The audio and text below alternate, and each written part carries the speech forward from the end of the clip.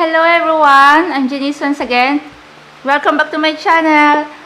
Ayan guys, may good news ako sa inyo dahil na-reach na natin ang 1,000 subscribers and 4,000 watch hours na requirement ni YouTube, and nakapag-join na tayo as YouTube partner program. So that means, finally, monetize na ang ating channel!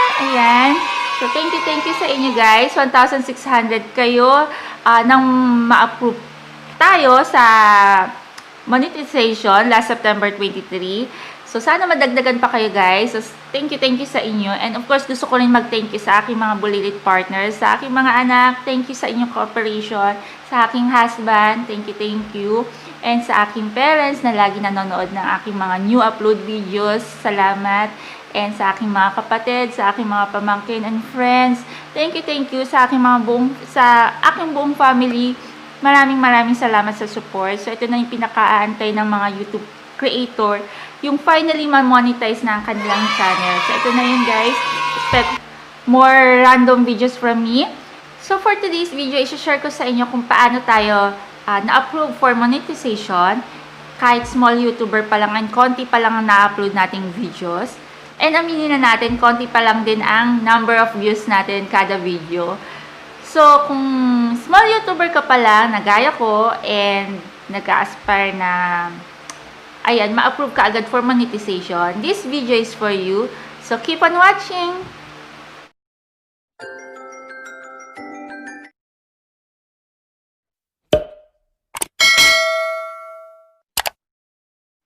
Sa mga hindi pa nakakaalam, may requirements si YouTube na kailangan mong ma-reach before ka ma-monetize o magkaroon ng advertisement sa channel mo. Kailangan mo ma-reach yung 1,000 subscribers and 4,000 watch hours within the last 12 months. Ibig sabihin, kahit matagal ka na nag-YouTube, marami ka ng upload videos, pero hindi mo pa rin sila nare-reach, is hindi ka pa rin eligible for monetization. Paano mo malalaman? Pwede mo siyang i-check or i-monitor sa YouTube Creator Studio app na makikita sa YouTube channel mo. Pwede ka rin mag-upload ng YouTube app na makukuha mo sa Play Store. Ang happy din guys dahil ang bilis natin na-approve for YouTube Partner Program. Within 8 hours approve na kaagad tayo. Nag-email ang YouTube sa akin na pinag-apply na ako for monetization and Google AdSense. Then yun, within 8 hours lang, gabi ako nag-apply sa kanila, nag-submit ng requirements. Then 3:41 in the morning is naka-receive na ako ng email sa kanila na approve na ako for application ng monetization and Google AdSense. Ano ba itong mga ginawa ko para ma-reach ko ang requirement ni YouTube na 1,000 subscribers and 4,000 watch hours and ma-approve ka agad ako for monetization? Is number 1, kailangan lang natin i-follow ang community guidelines ni YouTube. So, sa channel natin, i-make sure lang natin na pina-follow natin lahat ng community guidelines ni YouTube. And number 2, ayan, sabi nila is avoid personal vlogs. Dahil hindi ka pa artista, hindi ka pa kilala, baguhan ka pa lang as YouTube creator, wala sa yung manonood kung personal vlogs daw. Pero based on my experience or in my part, nag-upload ng personal vlogs. Dahil, ayan nga, dahil hindi ko pa alam kung ano yung forte ko, ano yung tinatawag na niche na kailangan kong i-focus sa mga uploads ko o sa channel ko. Hindi ko pa alam. So, unti-unti, ayan, dinidiscover ko yung sarili ko. Nagkaroon ako ng haul, nagkaroon ako ng product review, and cooking videos. So, yan. And nakaka-enjoy din kasi kung random videos ang ina-upload. So, depende siguro sa mga content creator kung ano yung hilig nila o kung saan sila nag-enjoy. Pero on my part, ayan ang ginawa ko. And, sino ba na unang magsusupport para sa watch hours natin? Of course, ang family, diba? So, sila yung supporter ko para sa mga personal vlogs ko. Sila yung kauna-unahang naging supporter ko para sa personal vlogs ko and nagpaangat na din sa watch hours ko. Then, unti-unti, nag-upload ako ng iba-ibang video para malaman ko kung saan ako nag-excel o saan ako nagkakaroon ng maraming views. Then, yun yung sa tingin ko is nagiging niche ko na.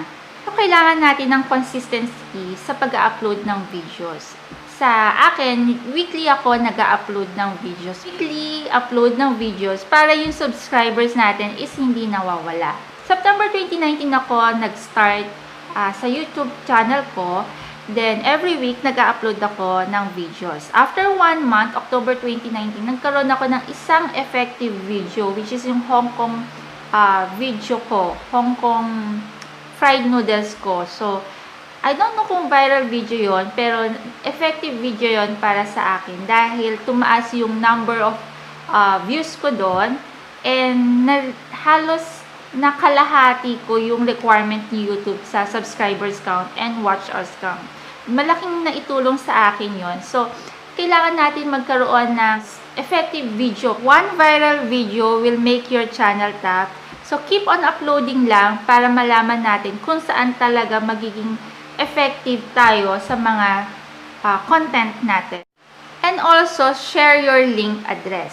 Of course, kailangan mo magkaroon ng video sa channel mo para meron kang link address na mai-share sa kapitbahay mo, sa kamag-anak mo, sa mga kaibigan mo, and all social media group chats, sa mga GCs na sinasalihan mo. So, kung cooking video yung content mo, is pwede ka mag-join sa mga groups na marami sa Facebook. So, marami doon. Kung cooking video, may mga cooking groups doon. And kung ang content mo is fashion, meron din mga fashion groups doon na pwede mo ipasok lahat yung link address mo. And you never know kung ilan doon yung pupunta sa channel mo to watch and subscribe, diba?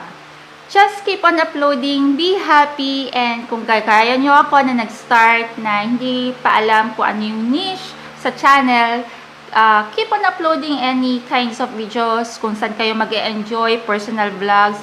Be sure lang to follow the community guidelines of YouTube. And you never know kung saan kayo magkakaroon ng viral video, di ba? Or kung saan kayo magkakaroon ng higher number of views.